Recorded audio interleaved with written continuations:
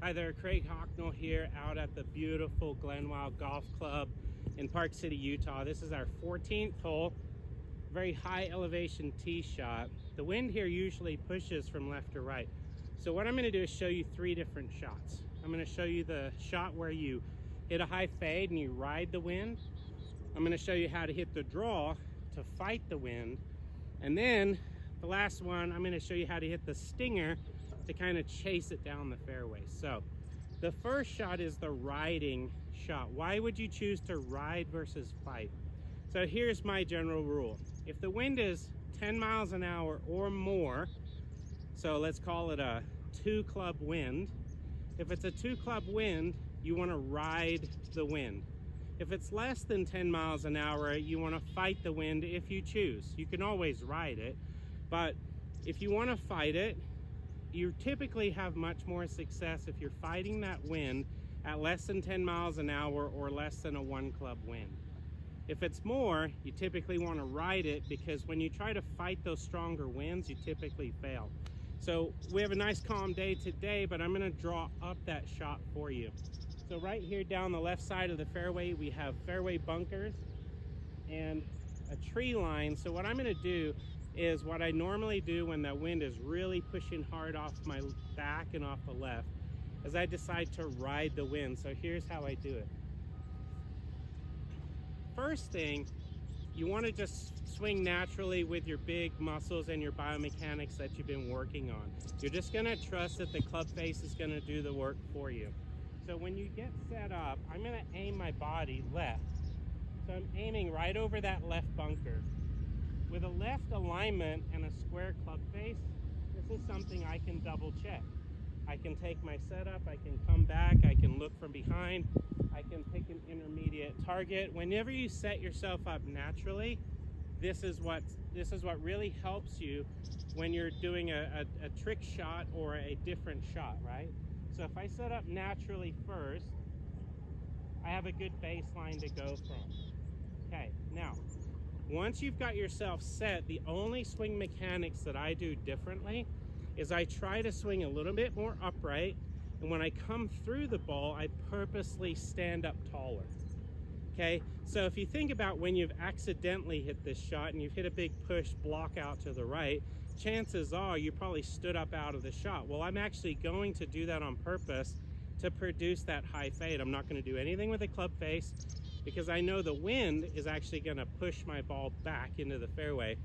All I'm trying to do is make sure that it doesn't go left, because if it starts going left, it's going to defeat the whole purpose. So take my setup, natural setup, a little higher backswing, and as I finish high on the backswing, I'm going to finish high on the follow through. So this is what that one looks like.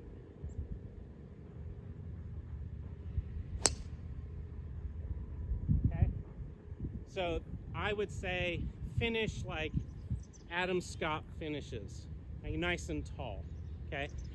If I'm going tall to tall on the one that I'm playing the slight push on to allow for the wind to push my ball back into the fairway, I should do the opposite if I'm gonna hit my draw. So when I set up to hit my draw, I'm gonna take my normal setup, knowing that the wind is pushing hard from the left.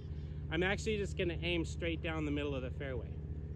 Then what I'm going to do is I'm going to round out my swing a little flatter, and as I come through, I'm going to do what I call discusing.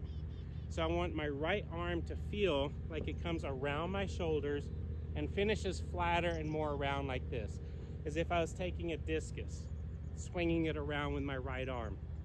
So I take a normal setup straight, right down the middle of the fairway. I'm going to rehearse a little flatter backswing, and I'm going to rehearse the discus follow through. Okay, it's a little bit more this way. And then what will happen is that club path will come from the inside, the club face will be square to closed, and that'll help to produce a little lower draw, which will combat the wind pushing from my back. So I'll show you what that looks like. Okay, normal setup.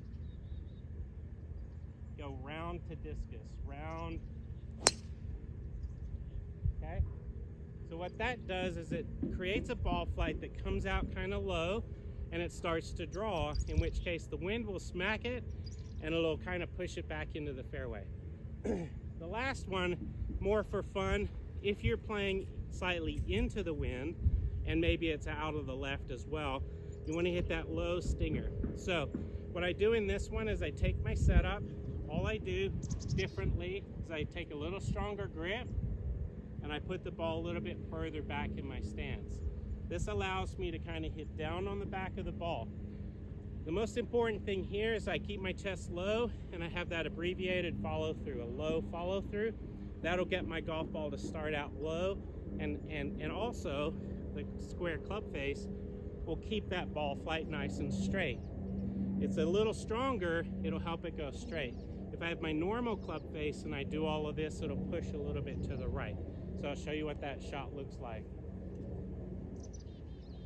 Okay, setting up, slightly stronger grip, a little bit more back in the stance.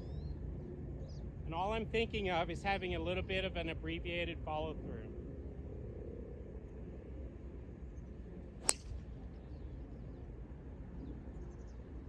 So then I get that nice stinging, penetrating flight.